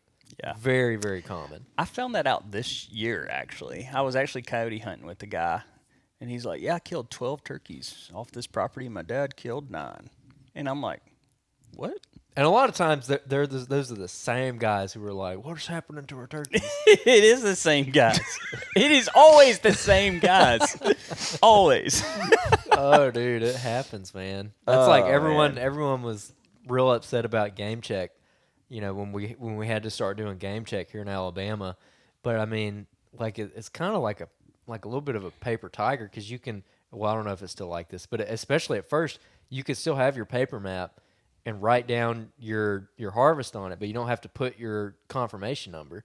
So it's like you just go home and throw it in the garbage and print out a new map, and that turkey never existed. And so that's what people would do. They would go out on national forest. Interesting. And they would just freaking slay turkeys. And I mean, they just keep going. They'd keep going until they quit gobbling. Yeah. What's really funny is last year, I love to troll people on social media. It's really fun. Like act like play dumb, or either keep just, adding fuel to the fire. So last year I killed 10 turkeys. So I killed 4 in Alabama, 2 in Tennessee, 2 in Florida, and 2 in Texas. So all legal. I killed 10, and I made a post at the end of the year holding 10 up and all that, And then I posted in all these turkey groups in Alabama and I think Mississippi too, because they get riled up. And I'm like, I've turkey hunted. I've learned a lot this year. Really grateful for the season I have. And at the end, I wish they changed the limit to 2 birds. And that made some people mad. Dude. Like, you're coming in here saying you killed 10 birds, but you want to change the limit in Alabama from 4 to 2? You're part of the problem, But it's all the guys that killed 12. That are complaining. Oh, for sure, dude. Yeah. It's the same ones every year. But No, talk about going back to deer poaching. So this year during bow season, I was camping on a management area, campground right off one of the main roads, and I lay down my tent, and it's like 11 o'clock at night. I hear this loud truck come by. Bah, bah, bah, bah, bah, bah, bah, bah. It's always the loud ones. Always loud ones. Yeah, for what that's true. It always is. Probably was a Chevy 1500. I probably could guess what the truck looked like. Or a Dodge. Or maybe a Dodge. Maybe Dodge diesel. But anyways, it goes by me, then turns. And then all of a sudden I hear brakes skid to a stop. And it stops for a second. I'm like, what? Oh, no. Oh, my During God. 11 o'clock at night, during bow season. I'm talking like 45 days from gun season, okay? 40 days from guns, 30 days and from here guns. Jacob is posting at the end of the year. Has anybody seen this deer I had on camera? And, dude, I just hear, boom, and then it's like, it stops for a second. Then you hear, burns out. And I'm like, yeah, they're probably going to come look for that deer tomorrow. Wow. And it turns out, and I saw a ranger. A ranger. I saw a ranger a little later on. I told him about it. He's like, what they were saying is like, even if you heard that, unless we catch them in the act, yep. we can't prosecute. They would have to catch them recovering the deer at night.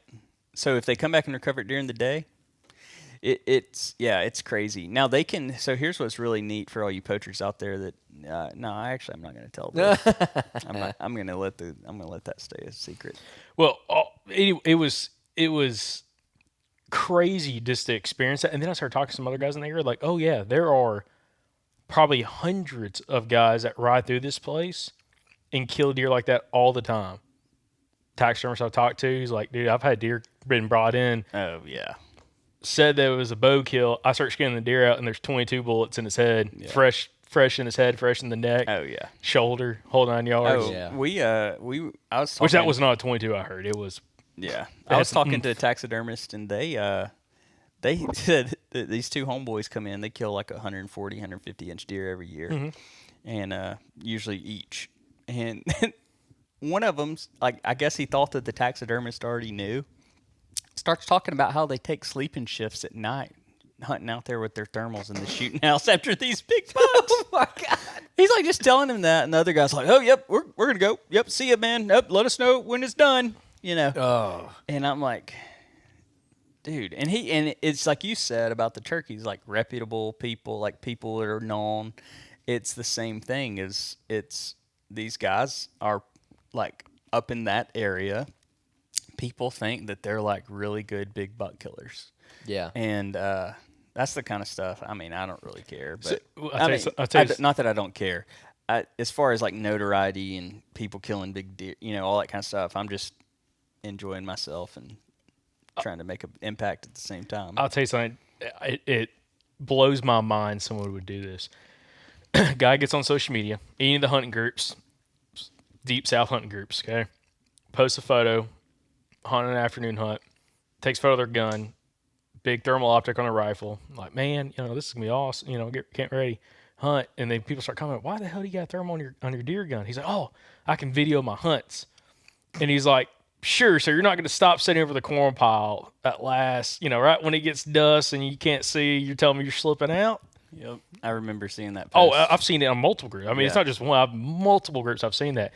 And I thought, I'm like, I feel like if a game weren't rolled up and you left your stand and you got back to the truck an hour after dark and you had that situation, I don't know how you talk yourself out of that. Just so everybody's clear, in Alabama specifically, the law is written to where you cannot have a thermal device on you, daylight or dark, period, during deer season, from bow all the way until the end of gun.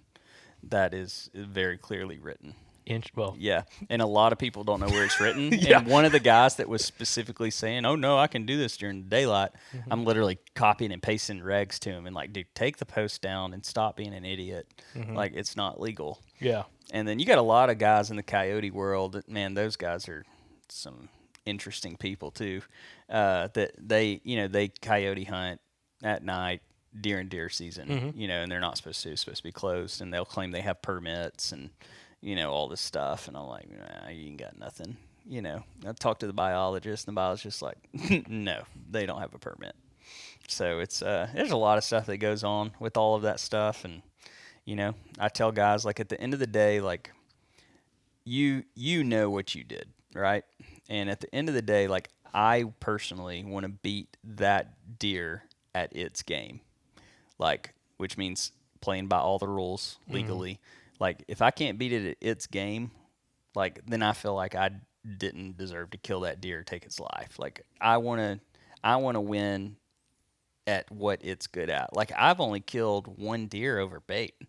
Like, I just like to hunt, like, where they're at, what they're doing naturally. Like, I'm not good at hunting bait, honestly. I'm good at hunting where they're funneling and pinch points and going to and from. And, I just, at the end of the day, like, here's what I'll tell everyone. This is a good story. In Ohio, I rounded a curve, and I always have my pistol on my hip, And I rounded a curve in Ohio at probably 1 in the morning, 2 in the morning, and there stood, if not a 200-inch deer, a very close 200, 180 plus, and it stood outside my driver window, like, to the point my headlights, like, you get a little bit of light off the side of your headlights. I stopped so I wouldn't hit it, and it's standing there guarding a doe from all the other bucks. Like, he snort wheezed right by my truck. I just sat there and watched. Everything in me wanted me to shoot that buck with my pistol out that window. I wanted to. I'm not lying. I wanted to kill that deer. And I was like, nope, I can't beat it at its game. That's not fair to that animal that's lived to be 200 inches. So I'm like, you know what? I dropped a pin. I went there the next day to ask permission. I pull up, and, dude, it's like perfectly manicured farm. The big, nice shooting houses everywhere with lanes, like, to get up in the shooting houses undetected. Who knows whose farm it was? Could have been somebody we know, like, famous or whatever. But I didn't ask permission because I was like, I know the answer to this. Yeah. I should have. They might have respected that I didn't shoot it. Maybe they would have respected what because most people would have, I think. But that deer was amazing. But at the end of the day, like, I know if I would have never got caught, nobody would have ever known. I would have known. And I just can't do that.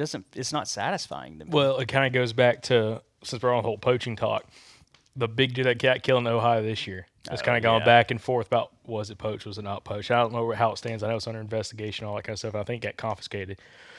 But the problem is, you kill any big deer like that, if you ever post it, so many people have trail cameras. People have photos of that deer. Yep. And the problem is, like, with that situation, supposedly a landowner had a photo of that deer within 2 hours of it being killed, 20 miles away from where it was supposedly killed. Yep.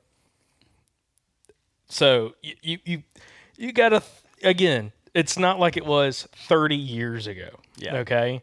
Like so many people have trail cameras. It's like, dude, like nothing's worth that risk. And like, if you ever post it, ever show a photo, if someone ever takes a photo and then posts it without you knowing, you're getting caught. Yeah, and if the deer laws are written to where they can charge you big money, Like Ohio and some of those Midwest states. then they will pull metadata on your phone. And from the time that phone's been turned on till now, it knows everywhere you've been. And you're going to get caught. Yeah. Usually, they don't use that stuff unless you've killed somebody. But if it's worth enough money for them to use that data, to go pay someone to get that data off your phone. There was another one, deer in Virginia got killed that was supposedly like this really well-known cemetery buck. Oh, yeah. I The saw that. Richmond. It's like split the routes. Richmond cemetery And buck, yeah. guy killed it, and in second it went live. Someone shared like one of these people I follow or groups I follow in Virginia. They shared and they share a lot of big bucks coming from Virginia. Instantly got blew up. It had like thousands of comments, tons of shares, and the guy like edited the post, was like, did not realize this is the Richmond cemetery buck, blah, blah, blah. It's currently been sent over to the game warden, blah, blah, blah. And suppose that dude was under investigation. Yeah. Hunt with a I think muzzleloader. there was a guy, so we lived in Virginia, so we lived in Fredericksburg. Stafford's right above that. I think he said he killed it in Stafford at a friend's farm, but it was really the Richmond, which is far south buck. I'm pretty sure it's the same guy. Yeah, people are stupid. Yeah, man, you get caught. You can't get away with that. But even legit deer, we had a listener up in North Alabama. Oh, who dude, I yeah. actually ran into him at like a Christmas thing that we went to. And What? Yeah, I ran into him, and I got to talking to him about it. He ends up killing like a 160 some odd inch buck on public land. Whoa. And where he killed it, I'm not going to go into details, but like there were some disputes. Like some people think that he poached it because of some stuff, and it basically he posted the picture of the deer. He's like, proud of it, and then some guys get in the comment section are like, you poacher, and they got pictures of the deer exactly like what you're talking about.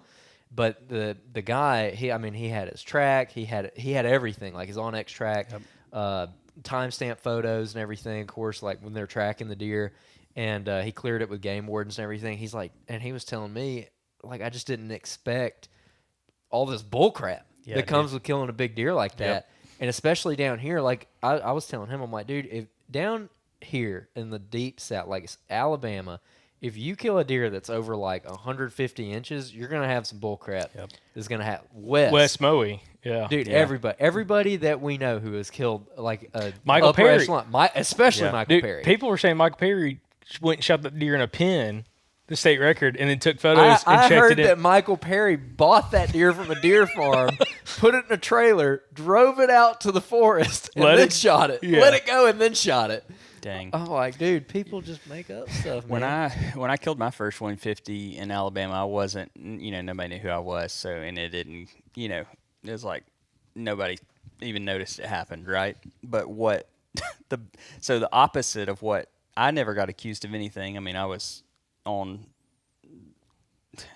people who grew up with me would know exactly. I'm not going to share any details, so because they know exactly where it was if I started talking too much. But man, I guess I have to. It's just one of those things. Whatever, if you want to go poach, I'll catch you. Don't worry. That's a promise. Yeah. He's got enough cell cameras out there. That's He's exactly got you right. pinned. You get by my cell cameras, you've done something. You deserve that poaching buck. But yeah, I called a friend from high school poaching. So here's the whole story. I kill a 150. My uncle asked for a photo of it. He's a fisherman. He doesn't hunt. He asked for a photo of it to hang on his wall. I literally put it in a frame and give it to him. He takes it out of the frame so he can go to the local gas station and Jack's and all that and show pictures of, hey, my nephew killed this buck on my property. It's awesome. Yeah, great. Oh no. Do you know the amount of poaching issues I've had since then? Terribly bad. Terribly. So I had all those like 40, 50 regular cameras out. This is before I had cell cameras, and then the next year I changed to cell. I had a high school buddy. I had cameras up high over all my entrances, like where trucks can drive in and out. I had them up high, so I never saw it. I get a picture of him going in property with no buck, out with the buck in the back. 150-inch 8-point. It's a different framed. Like the one I killed was a super big mass 150. This was kind of a more spirally, just giant. You know, it looks a lot like the deer that the 8-point state record is. And so, anyways, I turned photos over. He admitted, lost his license 3 years, got fined a bunch of money. And then 2 seasons ago, I caught a firefighter out there poaching up in the stand in his climber over corn with the bow, and he told the game wardens he was just practicing his setup. And then he changed. And said he was on his property. He just got a little over the line, 450 yards, and cut down trees. Made 4-wheeler trails, put out feeders, stands, you name it. But yeah, I've had poaching issues ever since my uncle thought it was cool to. Was that you telling us earlier at dinner about like big deer getting killed and like poachers starting to show up? Or I feel like I've had that conversation very recently with somebody. I mean, that's if you kill a nice buck where a good concentration of people live and they kind of have an idea, dude, people will show up out of the woodwork. Like I've caught so many people poaching since then. I mean, probably 10, 15 I know people. BJ, he's told me he's had issues on some of his properties he's hunted. Where like, kill a big deer and then next thing you know, everybody and their mother within walking or driving distance start showing up. Or just people start hunting out of their backyard. That's what I've had to deal with. Is there's good that comes out of it, right? I just made a post the other day. I had a 140-inch, maybe 135, a really nice 9-point that was probably 3.5, a lot of potential. He come out of the same genetic as the 150-inch deer did, and I let him walk. He doesn't show up next November. He always showed up like the first 3 days of November to this one specific pine thicket. And he doesn't show up. I give it a couple more weeks, doesn't show up. So I asked Daniel Williams, actually. I was like, hey, have y'all had this buck over there on your property? Because he hunts across the road. He's like, no, Hunter killed that buck. I'm like, who's Hunter? He's like, oh, he's hunting like 4 acres over here in somebody's backyard. And I'm like, oh, dang. So I messaged him like, hey, man, can you see that buck? It was his profile picture. And I'm like, here's all the trail cameras. I was like, man, he's like his biggest buck I ever killed. Pumped for him. We've become friends after that. And then I just, on the reciprocal of that, a guy named, what is his name, Cody? Cody just reached out to me, and he said, my uncle showed me a picture of the buck you got. My uncle's showing pictures. This is my pistol buck I just got. And my uncle showed him at church. He lives across the road, kind of close to where Daniel's, hunting as well. And this buck was in his backyard. Like the day I killed him, he was in his backyard that morning on camera, and I killed him that afternoon, like 400 or 500 yards away with my pistol. And so, and now both Hunter and Cody are joining the Revive Outdoors team to become mentors. Yeah. Oh, nice. So you can either get really mad that somebody kills your deer, because I had a lady over there said that I killed her son's buck, like, okay. Or you can just be happy for someone and let it develop a friendship. Yeah.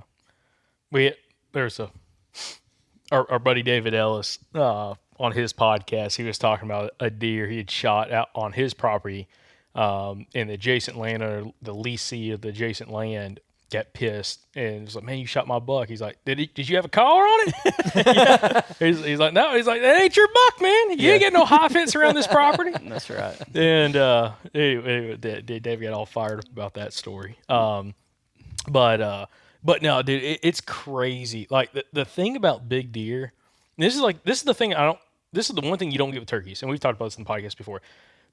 Someone kills a big turkey, there's no like, oh man, I was hunting that turkey for 4 years. Okay, like you see a dead turkey, you can't tell if it's any other turkey you've ever had a photo of, or a turkey you've hunted, or what turkey you missed.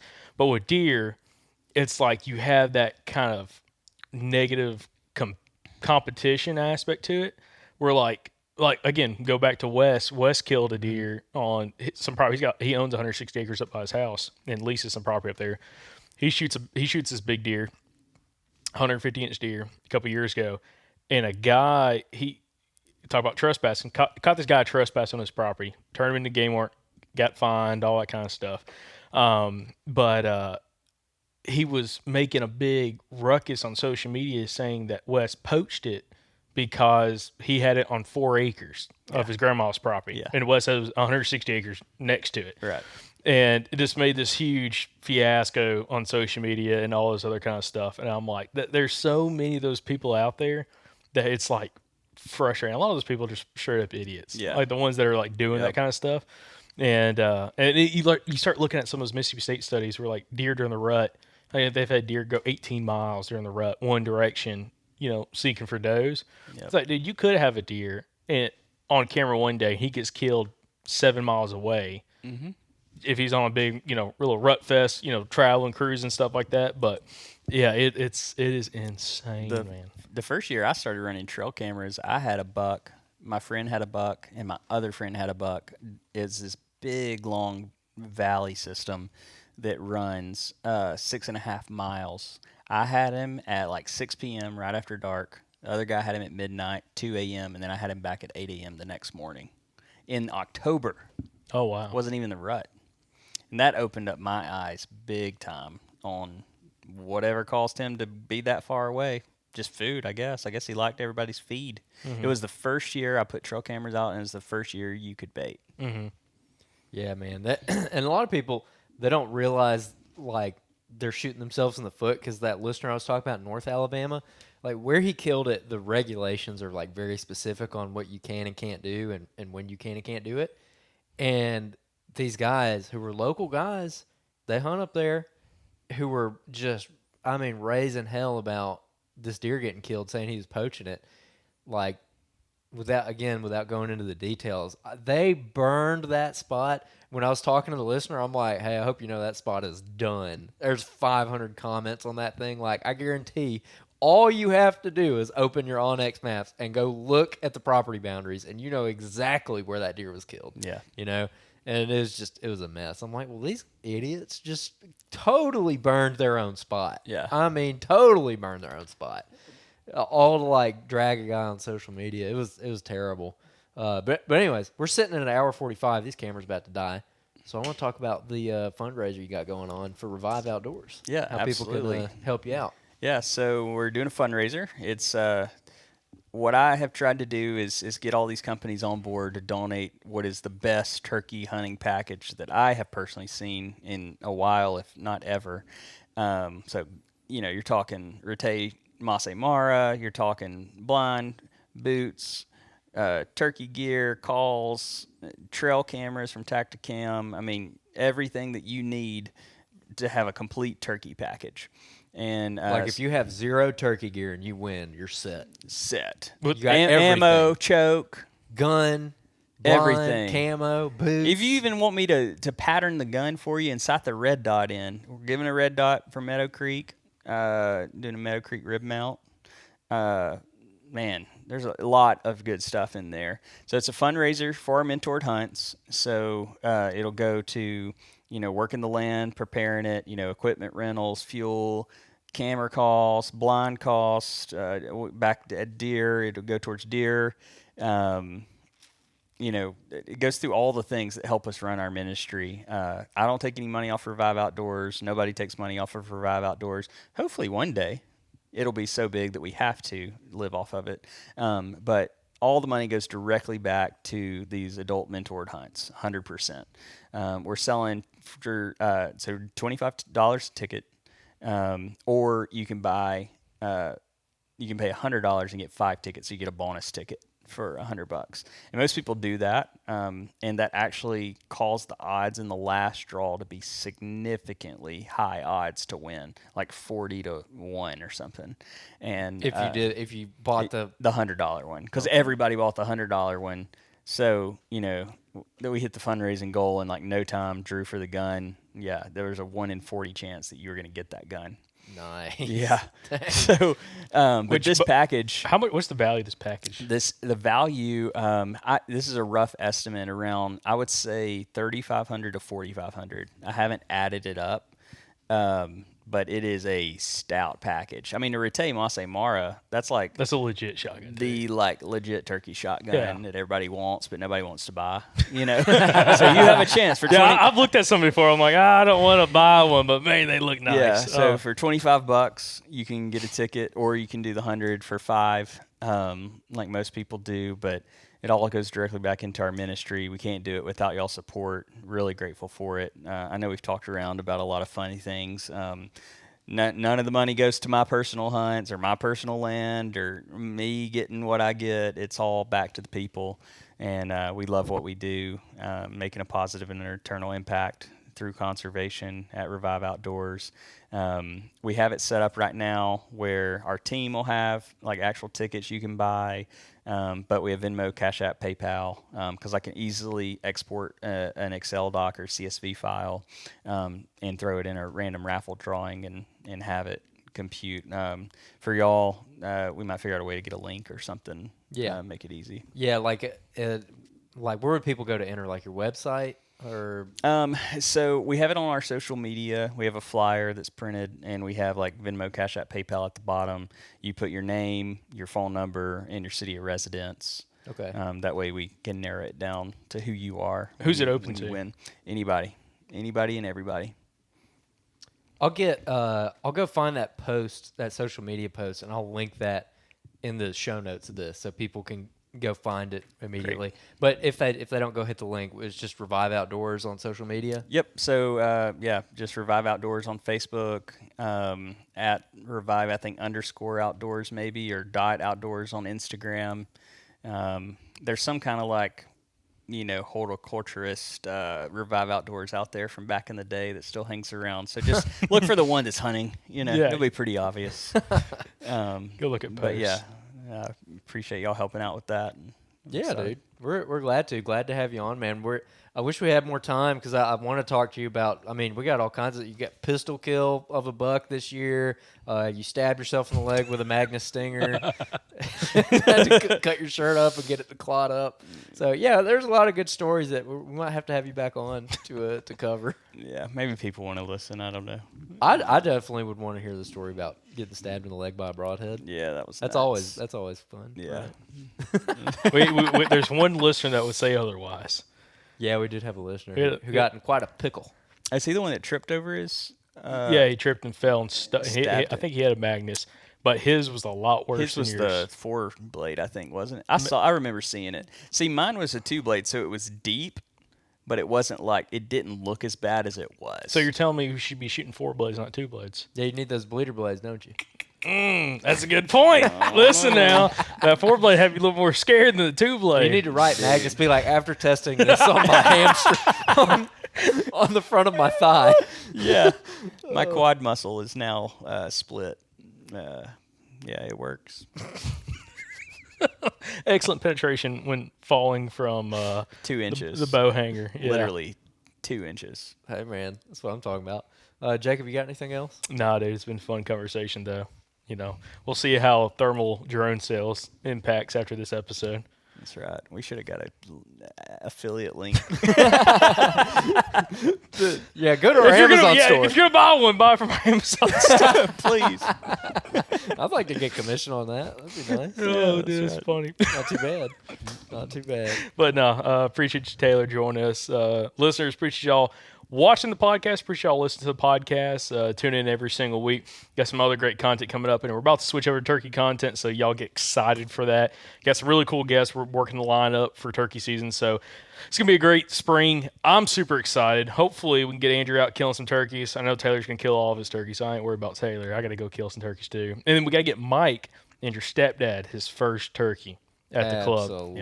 Yep. So that'll be awesome. Kind of get done. So we already had Mike kill his first deer. He was on before the podcast before he killed his first deer. Then after he killed his first deer, now we got to do the same thing with turkeys. And kind of, I want to get him on after his first turkey hunt with some like actual turkeys gobbling and some close calls, some mistakes, and then get him on hopefully when he kills one, and we kind of see how fired up he is after the fact. Absolutely. But good. yeah, other than that, guys, just appreciate y'all watching, appreciate y'all listening. Thanks again for tuning into the show. Tune in for Thursday for a little more details on some Q&As we got coming at you. Appreciate everybody also purchasing all the apparel from the website. And remember, guys, y'all stay Southern.